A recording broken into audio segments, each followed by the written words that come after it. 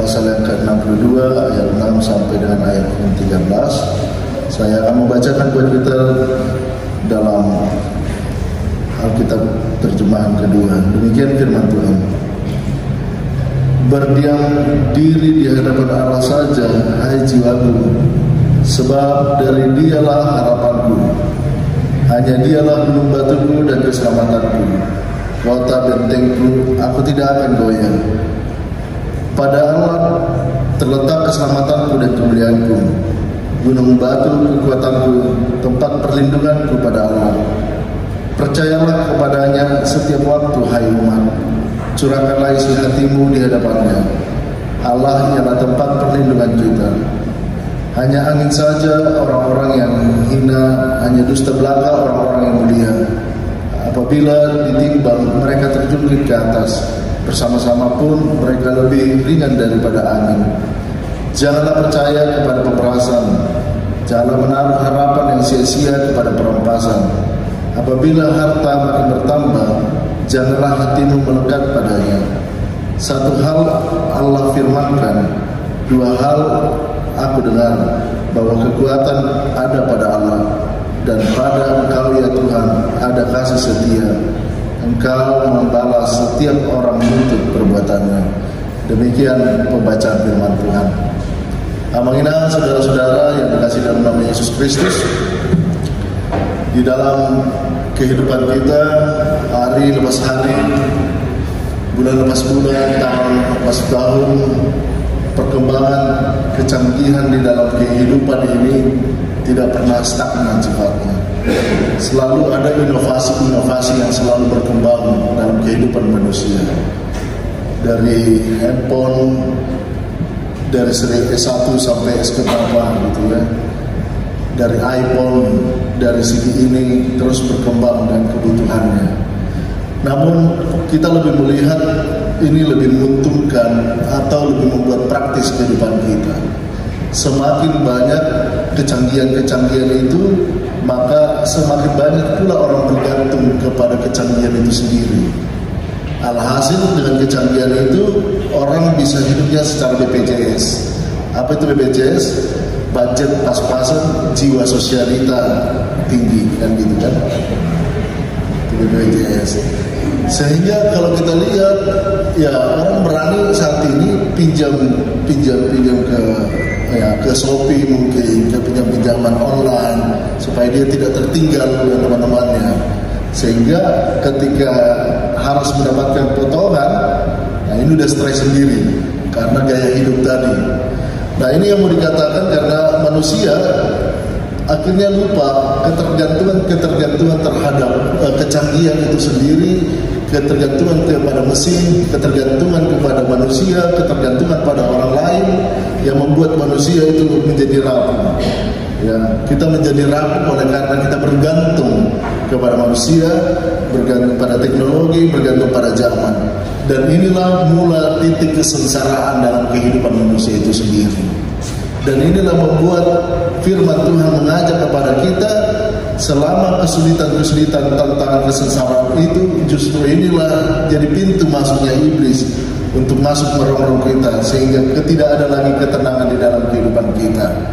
Nah, dialah yang menjadi cerita firman Tuhan pada saat ini adalah ketika Daud yang ingin dibunuh oleh anaknya sendiri, Absalom. Karena Absalom ingin sekali menjadi seorang raja, ya, ingin sekali menjadi seorang raja, sehingga ketika itu oleh karena pengaruh ibunya, dia ingin membunuh ayahnya sendiri, dan ayahnya Daud ingin dicerca gitu ya, ingin selalu diintimidasi oleh Absalom. Sehingga ini membuat Daud sangat stres gitu. Ternyata walaupun dia seorang raja yang bisa melakukan banyak hal, ternyata ketika dia berhadapan dengan konflik batin dengan keluarganya, dengan anaknya sendiri, ini membuat polemik. Sehingga Daud dalam keberdosaannya dia datang kepada Tuhan. Dalam kelemahannya, keterbatasannya, dia sadar ternyata kerajaan ini, teknologi, kemampuan kerajaan itu ternyata tidak membuat hidupnya berkelimpahan. tidak membuat dirinya menjadi berkecukupan, tidak membuat semuanya kebutuhannya terpenuhi. Tetapi Daud justru menyadari kekuatan yang sejati dalam kehidupannya. Dia datang kepada Tuhan. Hanya mendekat kepada Tuhanlah dia merasakan ketenangan dalam kehidupan. Saya tidak tahu mengenang saudara-saudara, apakah dengan kecanggihan teknologi atau anak-anak muda berkata dengan handphone kita mendapatkan ketenangan itu sendiri dengan melalui hiburan-hiburan. Karena semakin menghibur, banyak hal yang kita rugikan, termasuk waktu kita sendiri, termasuk kondisi mentalitas kita, termasuk kondisi keuangan kita, oleh karena ingin menghibur diri sendiri. Saat ini kita mau diajak oleh firman Tuhan, hanya dekat Tuhanlah kita akan beroleh dan merasakan ketenangan hidup. Bagaimana ya hal itu bisa mampu? Ya, ketika saya mengikuti kelas konselor, ternyata banyak kebutuhannya orang datang ke konseling. Saya tanya berapa tarif orang datang ke psikolog? Ya, bisa 1 jam itu ternyata 300.000 1 jam. Dan itu psikolognya hanya mendengar-dengar aja, atau konselornya hanya dengar aja, gitu kan? Kita coba bayangkan kita datang kepada Tuhan tanpa tergantung apapun, tanpa harus ada mediasi apapun, kita bisa datang setiap waktu kepada Tuhan, dan kita bisa mencurahkan apa saja kepada Tuhan melalui pujian, melalui nyanyian, dan bahkan melalui curhat-curhatan kita kepada Tuhan. Ini yang dicurhatkan oleh Daud. Dia curhat sepenuhnya, dia merasakan menumpahkan isi kekesalannya, isi keluh kesahnya, isi pergumulannya kepada Tuhan, dan itu yang membuatnya dia hidupnya tenang di dalam Tuhan. Karenanya dengan belajar dari pengalaman pemazmur ini, pemazmur Daud, kita diajak untuk beroleh ketenangan yang sejati. Ya, saya tahu kalau di Jakarta ini memang kita lebih banyak waktu kita habis di jalan. Ya, penelitian mengatakan kita itu hampir 132 jam menghabiskan waktu perjalanan selama setahun. Jadi di dalam perjalanan orang-orang di Jabodetabek ini menghabiskan waktu yang terbuang saja 132 jam. Bayangkan dalam setahun ini kita tidak memaksimalkan hanya dalam perjalanan. Kita bisa membayangkan betapa stresnya tingkatan kehidupan kita dengan polemik yang ada banyak kompleksitas di dalam Jakarta ini. Karena firman Tuhan menekankan tentang 3 hal dalam kehidupan kita, supaya kita mendapatkan ketenangan yang sejati itu sendiri, supaya kita memiliki mental yang sehat, supaya kita tidak stres, supaya banyak jemaat HKBP yang memiliki hidup ketenangan yang sejati. Pertama, menjadikan apa yang dikatakan firman hanya. Jadi hanya ini menunjukkan kepada ketergantungan kita kepada Tuhan, dan hanya dialah Allah keselamatan kita. Seberapa mungkinkah kita memahami Allah menjadi keselamatan dalam kehidupan kita? Ketika kita meyakini kehidupan kita keluar dari rumah, kita menyatakan di dalam Tuhanlah aku mendapatkan keselamatan. Itu sebabnya saya beberapa kali mengatakan di khotbah, saya tidak berani keluar dari rumah kalau tidak berdoa dulu. Ya, karena apa? Karena memang di luar sana, di luar apa yang kita lakukan ini banyak tantangan-tantangan, banyak permaraan, banyak ancaman-ancaman yang bisa membuat kita jatuh kapan saja. Karena itu keselamatan kita hanya di dalam Tuhan. Hanya Tuhanlah yang mampu untuk memegang keselamatan kita. Karena Mazmur merasakan kepercayaan ini, dia dekat saja kepada Tuhan. Apa bedanya kita dengan Daud? Tidak ada bedanya kita dengan Daud. Kita sama dengan Daud. Kita sama dengan tokoh-tokoh Alkitab ini. Dalam keberdosaan mereka datang kepada Tuhan. Dan ini yang mau diajarkan kepada kita, bahwasanya 2 Korintus 1 ayat 10 mengatakan, dari kematian yang begitu ngeri ia telah dan akan menyelamatkan kami. Kepadanya kami menaruh pengharapan kami bahwa ia akan menyelamatkan kami. Bahwasanya Tuhanlah satu-satunya penyelamat di dalam kehidupan umat manusia. Jadi teknologi, hiburan, apa yang kita anggap sebagai pengganti dalam kehidupan kita yang membuat kita menjadi senang, ternyata itu bukan keselamatan kita. Tabu idaun alai menjerat kehidupan. Senang di awal, tetapi kehidupan kita akan menjadi semakin hancur. Tapi kalau dalam Tuhan, kita mendapatkan keselamatan yang sejati. Yang kedua, kita melihat pemazmur menyatakan dalam kehidupannya hanya Tuhanlah yang menjadi harapan dalam imannya. Ya, kalau kita bergantung kepada suami atau bergantung kepada istri, bergantung kepada anak-anak, bergantung kepada orang-orang di sekitar kita, tentu kita akan kecewa. Sering kita menghadapi kekecewaan dalam kehidupan kita. Sering kita kecewa oleh karena kita berharap kepada orang tua kita berharap pada teman kita berharap pada orang-orang di samping kita, namun kita menjadi kecewa. Namun apakah kita bisa tidak bergantung kepada manusia? Jawabannya bisa. Kita bisa tidak bergantung kepada manusia, tapi Tuhan bisa menggerakkan hati manusia untuk menolong kita. Malah kita sebaliknya sering kita melihat apa yang kita lihat, yang itu menjadi penolong bagi kita. Makanya Tuhan berkata, berbahagialah engkau yang tidak melihat namun percaya. Bagaimana kita menyatakan itu berbahagia orang yang tidak melihat, orang yang memerlukannya, tapi Tuhan tolong melalui banyak cara Tuhan yang menolong kita. Inilah pengharapan yang sejati. Karenanya Yeremia 29 ayat 11 mengatakan, sebab aku ini mengetahui rancangan-rancangan apa yang ada pada kamu mengenai kamu. Demikianlah firman Tuhan, yaitu rancangan damai sejahtera, bukan rancangan kecelakaan, untuk memberikan kepadamu hari depan yang penuh harapan. Karenanya jangan pernah hukum Tuhan, jangan pernah mempersalahkan Tuhan dengan ekspektasi kita yang tidak tercapai. Karena itu bisa saja Tuhan membuat ekspektasi yang tidak tercapai menggantikan dengan sebuah harapan yang baru yang tidak kita pikirkan menjadi semangat yang baru. Bagaimana kita melihat cara Tuhan menolong kita? Tuhan bilang tidak dengan jawaban doa kita, karena itu bukan dari rancangan Tuhan. Sering kita memaksakan harus rancangan kita, tetapi untuk rancangan ini serahkanlah menjadi rancangan yang Tuhan yang terindah dalam kehidupan kita. Sekalipun dengan kematian, sekalipun dengan hal-hal yang membuat kita tidak masuk akal untuk menerima ini dengan damai sejahtera, tapi ke depan kita akan mengerti, oh inilah rancangan damai sejahtera. Amanginang saudara-saudara yang dikasih dalam nama Yesus Kristus. Jadi istilah di kita, acugari tapabolok rumah. Seandainya, kan? Seandainya aku punya saya, kamu mau, kan? Gitu kan? Udah masih ada seandainya. Nah, kita selalu berekspektasi seandainya. Ini membuat kita justru mengintimidasi diri kita, menekan, membuat diri kita sesat. Karena imajinasi membuat kita melupakan hal-hal yang begitu rupa. Nah dijelut dalam taida, alain, nah digijang, nah di awang-awang, nah taharap pemegudang kita kasih kita. Yang ketiga, mengenang saudara-saudara, marilah kita menjadikan Allah sebagai sumber kekuatan. Ternyata survei membuktikan orang yang berpuasa jauh lebih kuat daripada orang yang makannya banyak. Ya, siapa bilang orang yang di dalam Tuhan dia lemah? Justru orang yang di dalam Tuhan, walaupun makannya sedikit, walaupun makannya terbatas, olan gulamun ya Allah, tapi dia memiliki kekuatan yang sejati. Menjadikan Allah menjadi kekuatan yang berarti itu mau ada kemauan, kesiapan dan kepasrahan dalam kehidupan kita.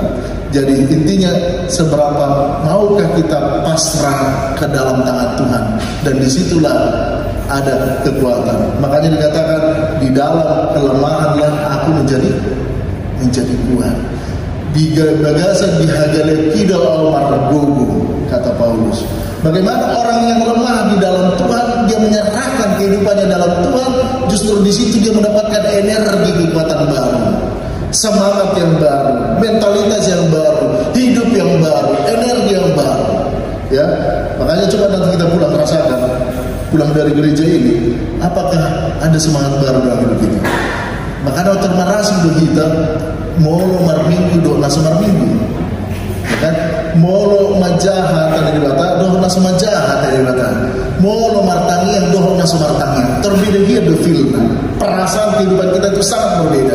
Ini menunjukkan ada energi yang kita tidak sadari, ada semangat baru yang kita tidak sadari. Inilah yang berasal dari Tuhan. Amanginang saudara-saudara yang dikasih dalam nama Yesus Kristus. Firman Tuhan tentu dalam perjalanan kehidupan kita, apalagi kita sebagai laki-laki, ya, menjadikan Tuhan menjadi tempat curhat. Ada kan curahan hati. Saya jujur mengatakan di sini, saya tidak pernah malu untuk nangis datang kepada Tuhan. Bahkan saya sering nangis kepada Tuhan. Mungkin dalam seminggu itu mungkin ada setiap minggu pasti ada nangis kepada Tuhan. Gitu. Merasakan supaya dengan begitu saya merasakan kelegaan dalam kehidupan saya. Saya mau menyerahkan pergumulan itu pada Tuhan.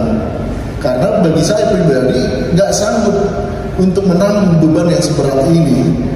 Ya, beban dalam keluarga, beban dalam studi, beban dalam cita-cita, beban dalam pelayanan, beban dalam tekanan pelayanan oleh karena jabatan struktural.